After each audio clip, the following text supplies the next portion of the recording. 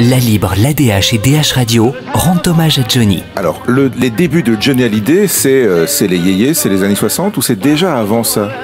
Les vrais débuts, c'est quand il va voir le film d'Elvis Presley. Donc à ce moment-là, tout de suite, il va apprendre avec sa guitare une chanson qui s'appelle Party et il va la donner. Il avait à l'époque un copain, c'est Long Chris, il était chanteur, Christian Blondiot, qui a été le papa d'Adeline. Un dimanche après-midi, avec une copine, ils vont dans une salle de danse qui est transformée en dancing le dimanche après-midi. Les gens dansent.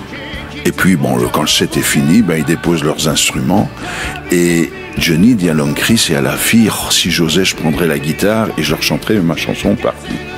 Et là, c'est la première fois qu'il va chanter de l'Elvis Presley et du rock devant des gens. Et il y avait le chanteur François de Guelt, il y a le ciel, le soleil et la mer qui étaient présents.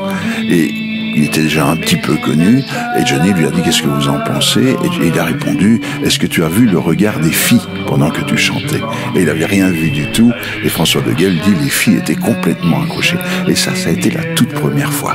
Et une fois, ils se sont trouvés dans un cinéma, le cinéma Marcadet, pour une émission radio. Là, il y avait Colette de Réal, qui était la vedette du jour. Elle était accompagnée par un de ses auteurs, et lui, il a été intéressé par Johnny. Il lui a dit « Est-ce que ça t'intéresserait ce jour-là de faire un disque ?» Alors évidemment, il était intéressé, il lui a donné rendez-vous et ils lui ont fait écouter des chansons qu'ils avaient dans le tiroir et Johnny, 16 ans, possibilité de faire le premier disque et il leur dit c'est pas ça que je veux chanter. Ça c'est extraordinaire parce qu'il risque de perdre la chance de sa vie, mais il sait où il va. Et ça c'est les vedettes, ça c'est les stars. Et alors, il a dit qu'est-ce que tu veux chanter? Et puis il a expliqué, et ils ont travaillé en fonction. Et alors, c'est comme ça qu'il est arrivé à faire son premier disque. Puis en juin, il y a eu un deuxième disque, là c'était Souvenir, qui a été un succès énorme, qui fait qu'on l'a pris pour les tournées d'été de la Côte d'Azur.